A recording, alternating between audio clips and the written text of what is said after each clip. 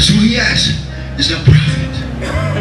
So that, now get this. I'm going to show you how they didn't think like we think in the church now. Nowadays, they would have said, well, you know what? Look like we in trouble. Let's all join hands and have a prayer meeting. And all three kings, I pray first, and then you pray second, and then you pray third. Come on. Y'all know I'm telling the truth. Let me tell you something. You got to watch those prayer circles. You got folk praying that can't get a prayer through, and therefore you're going to put them on a prayer line, and y'all going around in a circle praying, and then you wonder how come the prayer get all messed up, because you got a dead cat on the line. I don't believe in no community prayer. I've gone to events, they got Muslims, Hindus, everybody gets up on the mic and everybody say a prayer. What kind of mess is that? Hallelujah!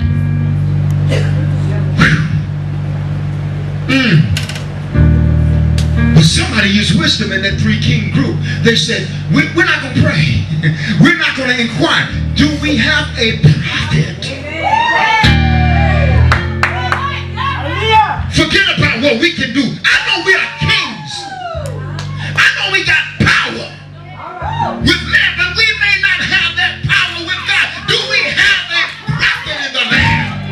Somebody that can get further than we can get. I can call somebody up and they can pick up a sword and kill a man, but I can't pierce heaven. Do we have a prophet?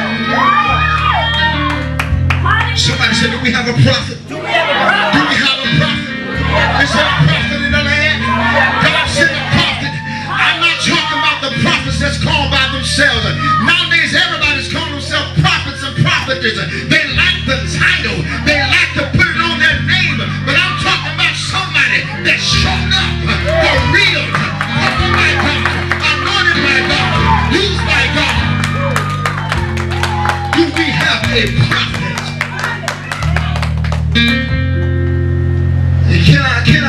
Can I break them down for you just for a little bit? You see, a prophet, oh my God, the God that does not change works with the prophets that will not change. I'm talking about nowadays, it's 2007, we only prophesy in church where folk can see us. Showtime at the Apollo. Prophecy time.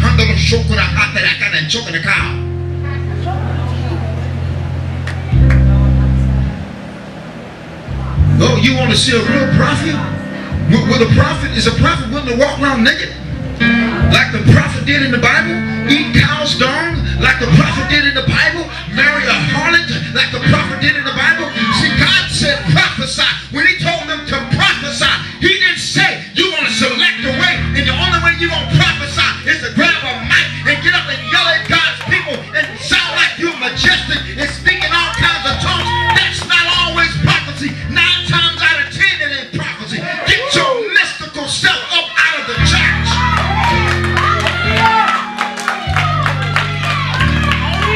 If you want to put on a show, you need to go to the show club. Is there a prophet in the land? You say yes. Now we get real deep here. Really deep. Y'all know of a prophet.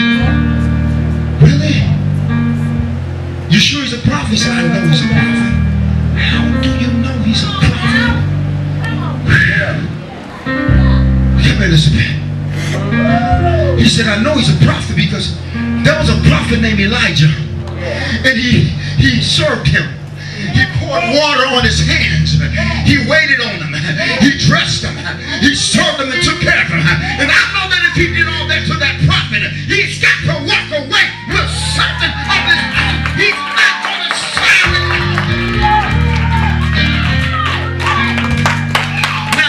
Now, can I say this? Now we're digging. Is there a prophet in the land? All right.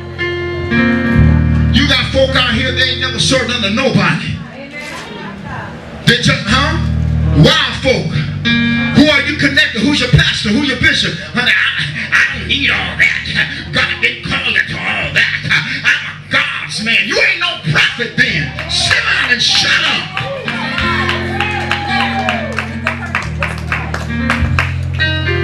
Well, you know,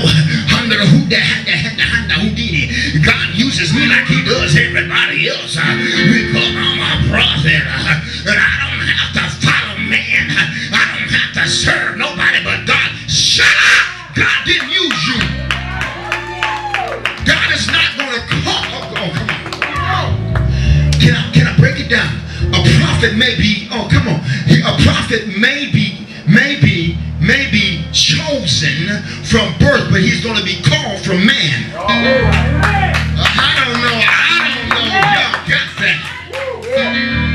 You may be chosen from birth, but God's going to call you from the lap of somebody. He's going to call you from the feet of somebody. After you put your time in your service in serving somebody, you can yell all you want to about, I'm serving God. God's going to say, how did you serve my prophet? If you give the prophet a drink of water in my name, then you will receive the prophet's reward. What is the prophet's reward? The prophetic spirit. Hallelujah! Hallelujah! That's how come Elisha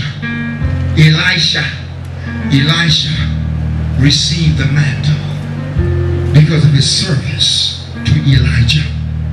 So the king said, I know he's real because he served the prophet.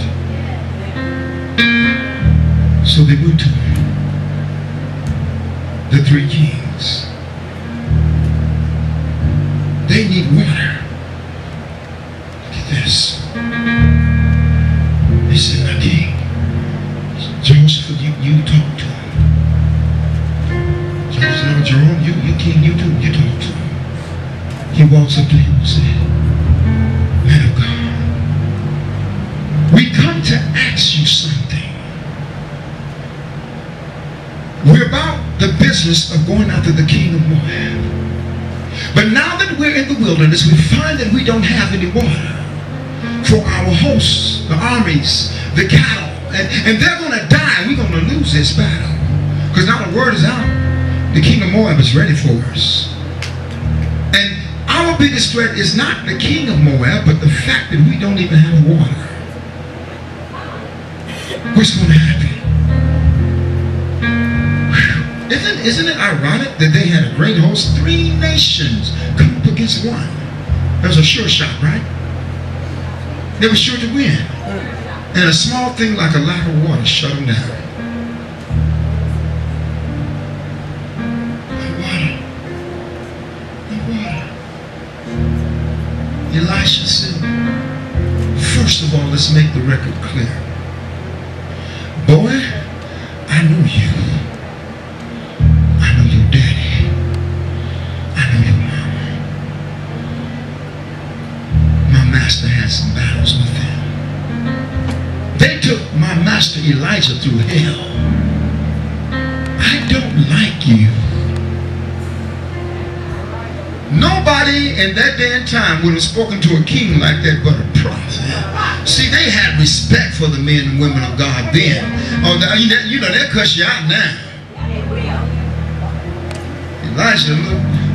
Elisha said, I don't like it. He looked at Jehoshaphat. How you doing? Turned back to the king of Israel and said, if it were not for him, Jehoshaphat, I wouldn't even deal with you.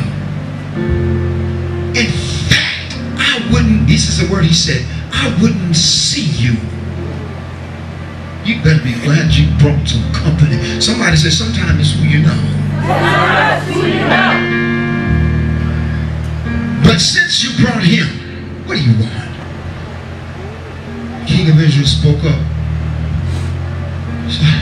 Same thing he said when they were over there whining. He's going to whine to the prophet now. Oh, the Lord that brought us out here in the wilderness to be killed by the king of Moab. We're done. See, how many know that when you feel guilt, you expect some stuff to happen? You know you're wrong, so the least little thing happens. Oh God, I'm sorry. You think you're getting punished.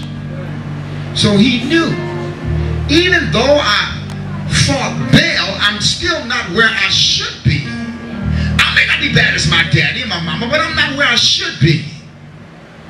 So I expect something bad to happen.